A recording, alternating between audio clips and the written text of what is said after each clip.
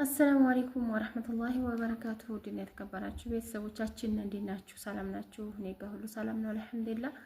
እንዴት ናችሁ? ውሎ ምናምን እንዴት ነበረ? ከኔ ጋር ሁሉ ሰላም ነው። እንግዲህ ጧት በቪዲዮ እንዳልኳችሁ ወልዲያ እየሄድኩ መሆኑን ነገራችሁ ነበረ እና አሁን ወልዲያ ደርሼ መጣሁኝ አልሐምዱሊላህ። ዛሬ ነበረ ቀጠሯችን የህክምናው ማለት ነው እና ያው ደርሼ መጣሁኝ እላችኋለሁ።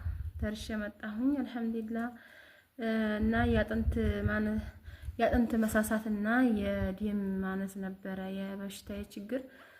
አሁን እሱ ትንሽ እየተስተካከለ ነው፣ ለውጥ አለው አሉ አልሐምዱሊላህ። ያው አሁንም ሰጡኝ ይሄንን ሙሉውን ማለት ነው ካርቶኑን። ይሄንን ሙሉ 90 ፍሬ ነው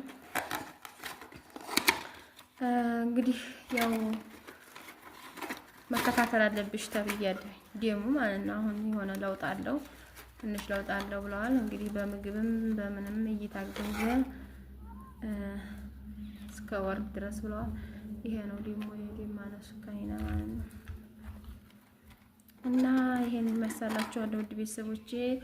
እንግዲህ ዱአ አድርጉ እንግዲህ በሰላም ማለቴ በሚፈለገው መጠን ደሜ እና አጥንቴ እንዲስተካከል እንግዲህ ምንም ሌላ ነገር የለውም ማለት ነው። እና በጣም ፀሐይ ነበረ ዛሬ እንትን ቪዲዮ መቅረጽ አልቻልኩም። ዝም ብዬ ነው የመጣሁት። በቃ ቁርስም ሰዓትም አልበላሁም ነበረ።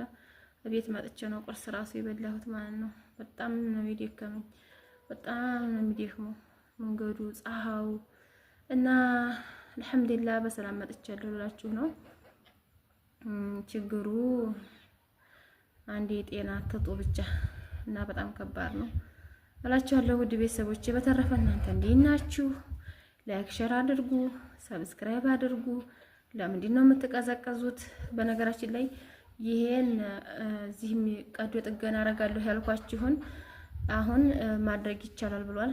እኔ ግን ፈራሁኝ እና ቀዶ ጥገናውን ላካሄድ ወይስ ይቅር ማለት እነሱ ችግር አያመጣም ብለዋል።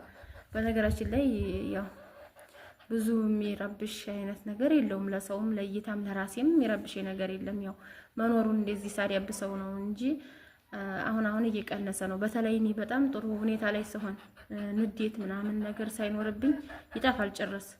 ደግሞ በጣም የሆነ በስጨት ስል ነው ትንሽ የሚወጣውና አሁን እነሱ አሁን ላይ ምንም ችግር አያመጣም፣ ግን እየቆየና አቅም ያው ቀዶ ጥገናውን እንደፈለግሽ ብለውኛል።